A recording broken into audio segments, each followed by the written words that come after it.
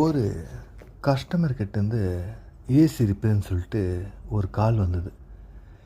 எங்கள் மேனேஜர் உடனே சரி அவங்க வீட்டில் ஏதோ ஏசி ப்ராப்ளமா போய் பார்த்துட்டு வான்னு சொல்லிட்டு ஒரு அட்ரஸ் சொன்னாங்க. அவங்க பேர் சரண்யா. நேராக அவங்க வீட்டுக்கு வந்தேன். கதவு திறந்ததும் சரண்யாவை பார்த்தேன். என்னடா இப்படி இருக்காங்க, இவ்வளோ நல்லா அப்படின்னு சொல்லிட்டு, மேடம் ஏசி ரிப்பேர்னு சொல்லியிருந்தீங்களாமே அப்படின்னு. வாப்பா உள்ள அப்படின்னு சொல்லிட்டு அப்படியே நடந்து போனான். அப்போவே பின்னழக ரசிக்க ஆரம்பித்தேன். உள்ளே போனதும் அவளோட ரூமை காமிச்சா. இந்த ஏசி தான்ப்பா, சரியாக கூலிங் வரதில்லை அப்படின்னா. சரி பார்க்குறேன்னு சொல்லிட்டு மேலே ஏறி பார்த்துட்ருக்கும்போது இவ அப்படியே என்ன பார்க்க ஆரம்பித்தா.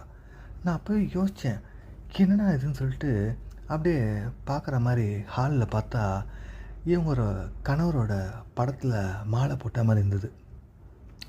ஓ, இவங்க கணவர் இறந்துட்டாங்க போல இருக்குது, அதுதான் இவங்க இப்படி பார்க்குறாங்கன்னு சொல்லிட்டு ஒரு வழியாக ஏசி ரிப்பேர் பண்ணிட்டேன்.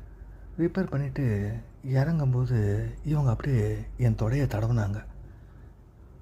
என்னங்க அப்படின்னு. ஒன்றும் இல்லைப்பா, காசு எவ்வளோ அப்படின்னாங்க. 1500 ரூபா அப்படின்னு. கொண்டு வரேன்னு சொல்லிட்டு உள்ளே போனாங்க. உள்ளே போயிட்டு வரும்போது